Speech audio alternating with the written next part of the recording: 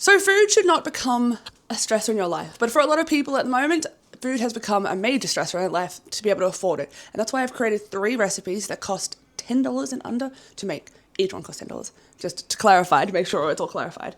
Each costs $10 to make. But you can also bulk buy a lot of the items and then be able to make bigger portions to be able to freeze and keep for later. They are all vegetarian, unless you have the budget for meat. I've made it so it's high in fiber, high in protein, to as much as I can without putting meat in it. But they are all quite delicious and I eat them quite regularly because they're quite cost efficient and quite filling. So the recipes are, I've got 3, the crispy lemon gnocchi with lemon herb oil and garlic crumbs, sweet potato peanut coconut curry with rice and charred lime, I'm using lemon, and crispy black bean flatbread with quick pickled veggies and spicy yogurt. There will be timestamps throughout the video, so you can jump ahead to anyone you would rather try. You don't have to watch the whole video to get to there, but you can just jump ahead if you'd like. They'll be down below. So we're going to start off with the crispy lentil gnocchi, and you'll need 1.5 cups of lentils, but I'm using canned. I do suggest dry if you want to go cheaper. The dry are actually a lot more affordable than the cans, which is rather surprising.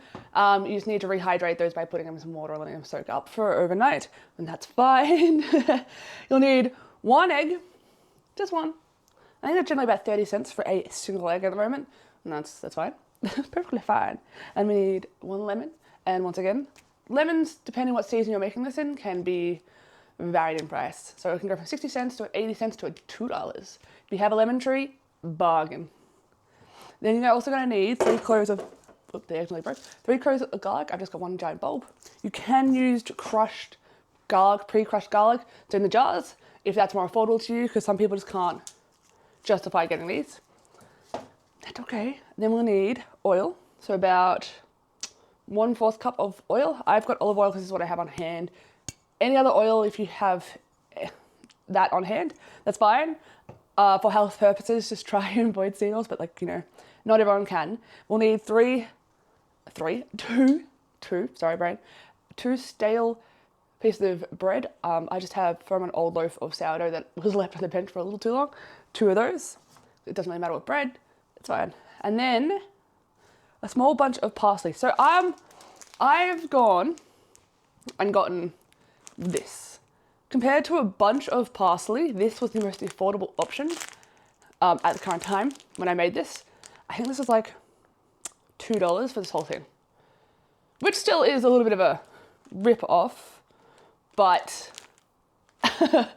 currently at the moment parsley is a little more expensive than anything else in my recipe, which is kind of crazy. So I have put the lentils in a bowl and I'm just going to mush them up as much as you can. You want to rinse these very well and try to get them dry. Otherwise there's going to be a little too much liquid in there. So you want them really, really well mushed. So I'm going to do this for a little while and I'll get back to you in a moment. So now we've mushed the lentils up as best as we can. If you really want them really, really fine, you can chop them through a blender and that's fine. I'm going to chuck through 1/2 cup of flour. Yes, this is a full cup. I just got 1/2 amount of flour in. I have lost my 1/2 cup. You're going to put the 1 egg in. Boop. And then salt and pepper to your desire. So I probably put about 1 teaspoon, so that's about 1 teaspoon in each. And then you're going to mix it through thoroughly. Also, I seem to always get on the floor with you guys. Nice and thoroughly. So it becomes like a paste. If you've ever made gnocchi before, you'll kind of know the consistency. It won't be exactly the same because it is lentils, it's not potato, which is a little bit of a change up. You can also make potatoes, depending on the price of potatoes at the time. You could just make gnocchi as well. It's the same premise, just soften up the potatoes and cook them. See, this is a little too wet, so I might add a little more flour. If you can see, a little too wet. Those won't come out in a rope like we need them to. They'll come out in just glue. So a little more flour. So once you have a dough that can be formed, molded, and not stick to your hands too much, you're gonna be able to take out bits and make into ropes. This is still a little sticky, so I might add a little more flour onto my hands to help this go. As you can see, I've rolled out a nice rope. Depending how thick you want these, you can go a little bit thicker than this. I've just kind of gone a little bit thin, but you're gonna cut about gnocchi size and then put them to the side. They'll puff up a little bit, so you don't have to worry too much because the flour does help puff up a little bit. Just try and not let them touch too much, because if they're still a little bit sticky, they will stick to each other before they're cooked. I'm going to put those aside and then do it for the rest of the dough. Put it into a bowl, like I have here for now, to get them out of the way. Just, as I said, don't let them really touch. So I've still got more to put together, but I can slowly start doing batches now while we wait. In a hot pan, not too hot, always, with a bit of oil, I'm going to chuck these in and pan fry the gnocchi. They're not the most pretty looking gnocchi I've ever made, but they're going to do. So while they slowly crisp up, I'm going to take them out after they've cooked on all sides. I'm going to keep doing batches until I'm all done. So my recipe says blitz the stale bread, so I'm going to chuck it into the blender. If you have a neutral bullet, that also works. But it also says pan fry to make crispy with the garlic. I'm going to chuck the garlic in the blender. You don't have to do this, you can do it just by chopping that up and chucking it in a pan when the bread's done. But this also helps, because it helps blend in the flavors a bit better. Or at least I think it does, and that's my suggestion. But it depends how many steps you want to take for this. As you can see, the gnocchi is still cooking, and in another pan, I'm going to chuck the garlic bread mix with a bit of oil, and then slowly pan fry that till nice and golden crispy. So if you can see, with the blitzing with the garlic, you can't see there's any garlic in it, but it's going to be great. So in the olive oil, you're going to chuck in the mixed parsley, a pinch of chili flakes, some salt, about a teaspoon, some lemon juice of the lemon. See, got the pips out. And we'll put a little bit of lemon zest in as well. If you have a juicer, probably better than squeezing with your hand, but I find this works in a pinch. So the last thing you want to do is with this mix, toss it over. Get it all over the gnocchi. And then chop the breadcrumbs in. Once you stir it in properly, you should be able to serve. This serves 2 to 3, it depends how much you want to serve everyone and how hungry it is. Alright, now it's the first recipe. Quick and easy and cheap. So the next recipe is the sweet potato peanut coconut curry with rice and charred lime. You'll need 2 medium sweet potatoes, 1 can of coconut milk, or coconut cream, I don't really mind, a half a cup of peanut butter. I always go for crunchy, but I think I really have smooth currently. 1 onion, 2 cloves of garlic, 1 inch of ground ginger, so that'd be 30 cents. 1 lime, 1.5 cups of rice, 1 tablespoon of curry powder, 2 tablespoons of oil, chili flakes and cilantro for serving, optional, so that's fine. So you should only need 1 onion, but I have really small onions, so I'm going to use 3 really small onions. It is what I have. So we're going to cutting these down into probably little diced moments. Then we're going to saute them with the garlic and ginger in a pan till soft, and that's easy.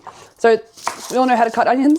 So it's up to you whether or not you want to grate the sweet potato.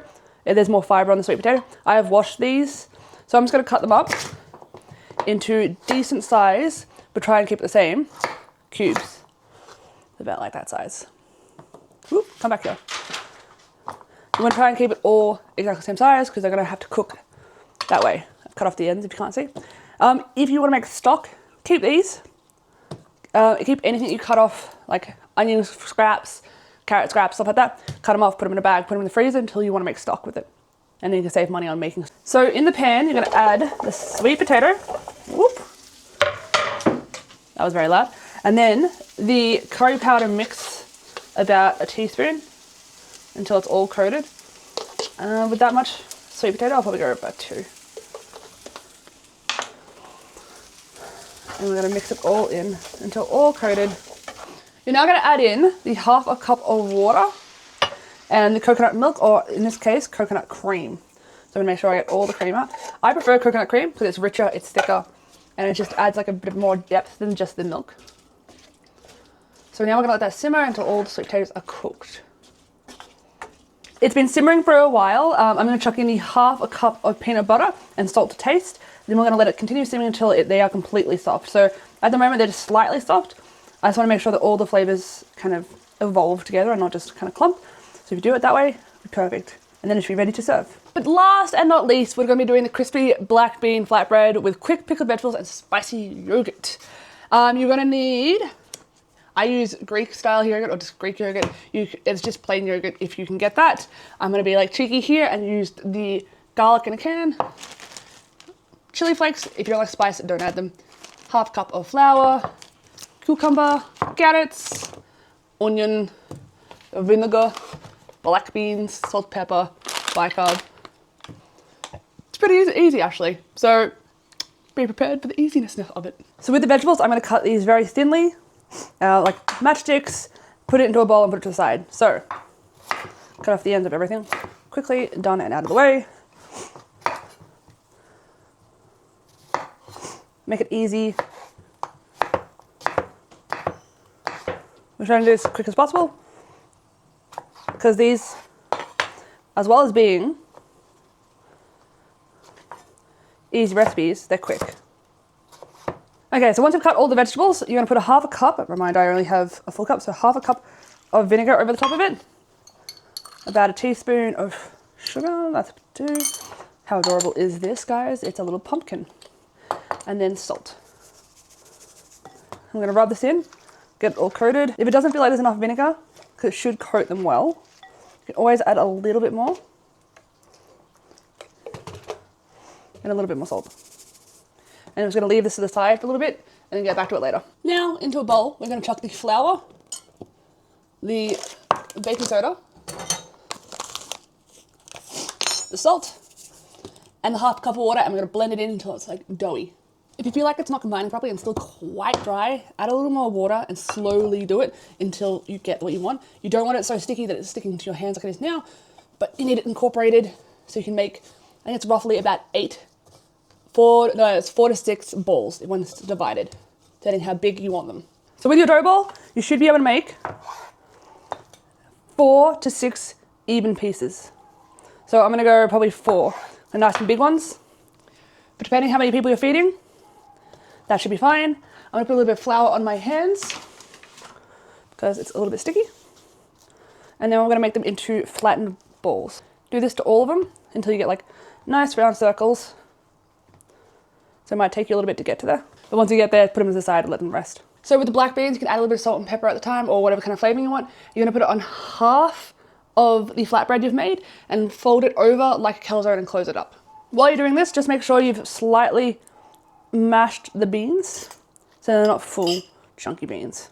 I put a little bit of garlic in mine because I really like garlic. And I've said before, I eat everything that I make. So I'm not wasting anything. So I like to add little bits of pieces here and there that I like. So you're gonna put it on the side as much as beans as possible. And you're gonna turn it over, fold it over. Like a little calzone. If you have a little extra bit like that, you can go boop, and throw it away. And then put it to the side and do it to all 4 of them.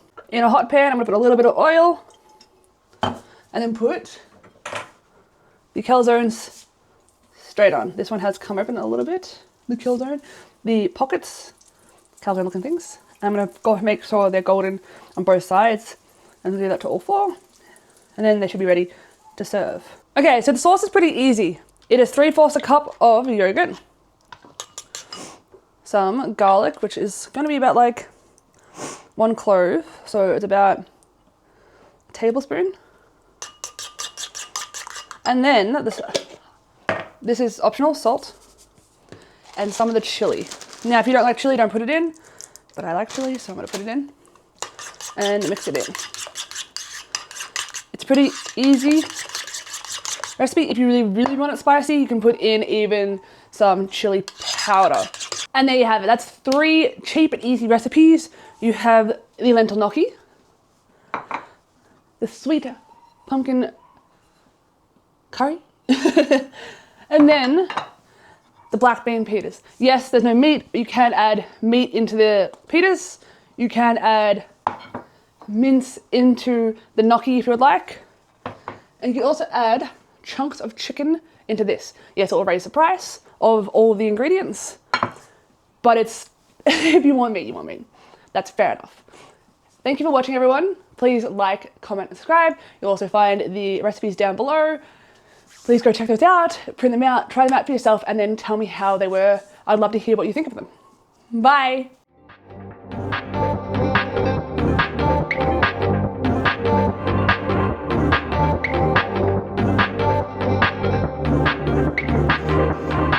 Bye.